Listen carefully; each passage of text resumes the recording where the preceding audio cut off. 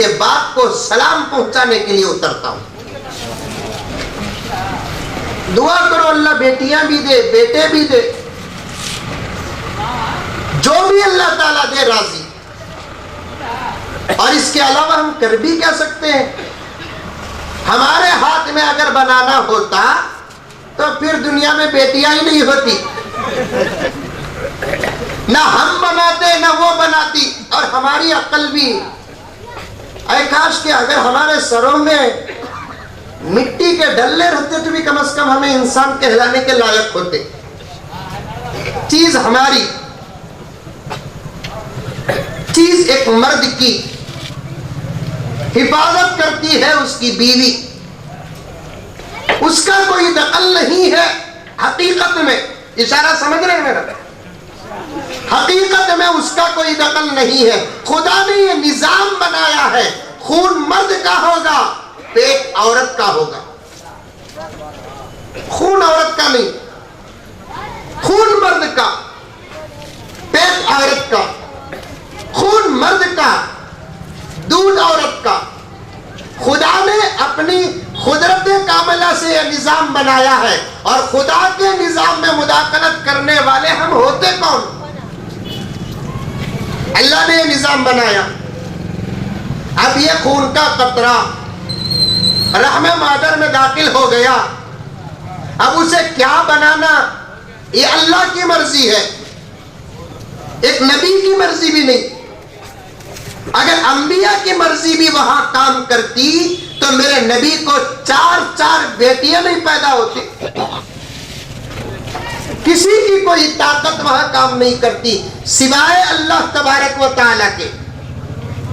لیکن ہماری عقل ایسی ہے، 10 مہینے تک اسی انتظار میں، خوشی میں، خوش فہمی میں رہتے ہیں کہ بیٹا ہوگا، بیٹا ہوگا، بیٹا ہوگا۔ اگر بیٹی ہو گئی چہرہ اس کا بیوہ کا ہو جاتا، جورو سے ناراض۔ بیچاری کا کیا قصور، بلکہ اس کا شکر ادا کرنا چاہیے کہ ہماری امانت کو اس نے 9-10 مہینے اپنے پیٹ میں رکھا، ایسے درد برداشت کیے جس کو قرآن نے کہیں وہنن علی وہن کہا تو کہیں قرآن نے قرآن علی قر کہا۔ امام واقدی رحمت اللہ علیہ فرماتے ہیں وہن کا ترجمہ صرف عربی میں ہوگا، اس کے علاوہ کسی اور زبان میں نہیں ہوگا۔ یہ وہن اسے کہتے ہیں جو ایک عورت ماں بنتی ہے اور بچے کے پیدا کرتے وقت جو درد ہوتا ہے، اس درد کو قرآن نے وہن کہا ہے، اور یہ درد جب دوسروں کو نہیں ہوتا دوسرے درد پر وہن کا لفظ استعمال نہیں کر سکتے۔ یہ ایسا درد ہے جس درد کو پیغمبر نے شہیدوں کے اوپر پڑنے والی تلوار کے ساتھ تشبیہ دی ہے، اور اسی لیے اللہ کے رسول صلی اللہ علیہ وسلم نے ارشاد فرمایا حاملہ عورت بچے کو پیدا کر کے جان بچا لیتی ہے، یا بچے کو پیدا کرنے کے بعد جس حاملہ عورت کی جان بچ جاتی ہے اس کا درجہ غازی کے برابر ہے۔ اگر حاملہ عورت بچے کو پیدا کرنے کے بعد خدا نہ خواستہ موت کا پیالہ پی لیتی ہے اس کا درجہ شہیدوں کے برابر ہوگا۔ غازی کسے کہتے ہیں؟ میدان جنگ میں دشمن کو مار کر کامیاب ہونے والے کو غازی کہتے ہیں۔ شہید کسے کہتے ہیں؟ دشمن کی تلوار قبول کر لینے والے کو کہتے ہیں۔ حاملہ یا تو غازی ہے، حاملہ یا تو شہیدہ ہے۔ آقا نے فرمایا عورتیں میدان میں جا نہیں سکتی، عورتیں تلوار نہیں اٹھا سکتی، عورتیں میدان جہاد میں مقابلہ کر نہیں سکتی۔ صحابیات کا سوال احادیث کی کتابوں میں موجود ہے۔ اللہ کے رسول سے صحابیات نے عرض کیا یا رسول اللہ، مرد تو بہت آگے چلے گئے فضائل میں، مرد آگے چلے گئے ثواب میں، ہم پیچھے رہ گئے یا رسول اللہ۔ اگر مردوں کے برابر ثواب اگر حاصل کرنا ہے تو اس دنیا میں ہم کو کیا عمل کرنا ہے؟ اللہ کے رسول نے وقتاً فوقتاً صحابیات کی طرف سے اٹھنے والے سوالات کا مفصل جواب دیا۔ ایک صحابیہ پوچھتی ہے یا رسول اللہ تلوار اٹھانے کے عمل سے ہم محروم ہیں۔ آقا نے فرمایا گھروں کو پاک کرنے کے لیے جھاڑو اٹھا لو۔ جھاڑو کا گھر کے اندر اٹھانا ایسا ہے جیسا کسی مرد کا میدان جہاد میں تلوار اٹھانا ہے۔ آج کل وہ جھاڑو اٹھانے کے لیے بھی گھر میں کام والی کو رکھنا لے۔ اب پورا ثواب کام والی کو جا رہا ہے۔ ملکہ محترمہ جب اللہ کی عدالت میں جائے گی تو کیا جواب دے گی؟ کیا جواب دے گی؟ جھاڑو اٹھا کر گوڈور کا گھر صاف کرتی ہے۔ گوڈور مقدس شہر تو نہیں، آپ کے نزدیک ہوگا، ہمارے نزدیک نہیں۔ پوچھ کر دیکھو بنگلور سے نکل کر گوڈور کو آج تک پلسرات نظر آیا ہم نے۔ آپ کے لیے تو ہو سکتا ہے گوڈور مقدس مقام، ہمارے لیے تو نہیں۔ بہرحال ہندوستان کا ایک خطہ ہے متبرک، مقدس شہر اور گاؤں تو نہیں، لیکن اسلام نے کیا فضائل عطا کیے، نبی کا صدقہ امت کو کتنا ملا، بالخصوص عورتوں کو ملا۔ آقا نے فرمایا جو عورت جھاڑو اٹھا کر اپنے گھر کو صاف کرتی ہے اس نیت سے کہ پاک صاف گھر پر شوہر کی اور گھر کے مردوں کی نظر پڑے گی اور وہ گھر کے مرد خوش ہو جائیں گے، آقا صلی اللہ علیہ وسلم نے ارشاد فرمایا اس گھر عورت کو حرم پاک میں جھاڑو دینے کا ثواب عطا کریں گے۔ صحابیات کے مختلف سوالات کا مختلف مواقع میں فضائل سے آراستہ و پیراستہ جواب اللہ کے رسول صلی اللہ علیہ وسلم نے عطا کیا۔ مرد کو شہادت کا درجہ حاصل کرنے کے لیے جانا کہاں؟ میدان جہاد میں۔ عورتیں وہی درجہ، وہ مقام، وہ فضیلت، وہ مرتبہ اپنے گھروں کے اندر حاصل کر لیتی ہے، اس کے درجے کو بھی سمجھتے نہیں۔ اس نے جو جنم دیا اس کا شکر ادا کرتے نہیں، اس پر بھی اعتراض کرتے ہیں، خدا کے فیصلے پر اعتراض کرتے ہیں، کہتے ہیں کہ کیوں تم بیٹا نہیں جنی؟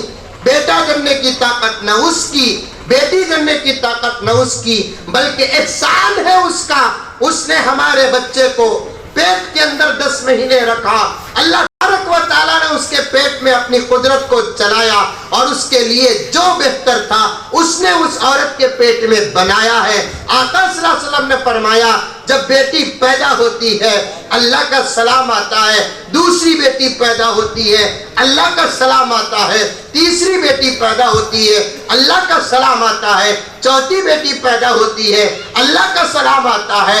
تو چنانچہ میرے دوستو لڑکیوں کے پیدا ہونے پر جتنے فضائل اور بشارتیں ہیں لڑکوں کے پیدا ہونے پر اتنے فضائل اور بشارتیں نہیں۔ ایک مرتبہ ایک صاحب کو بیٹی پیدا ہوئی، میرے سے نام پوچھے، ہمیں مولوی صاحب حصت نامہ رکھنے کے واسطے،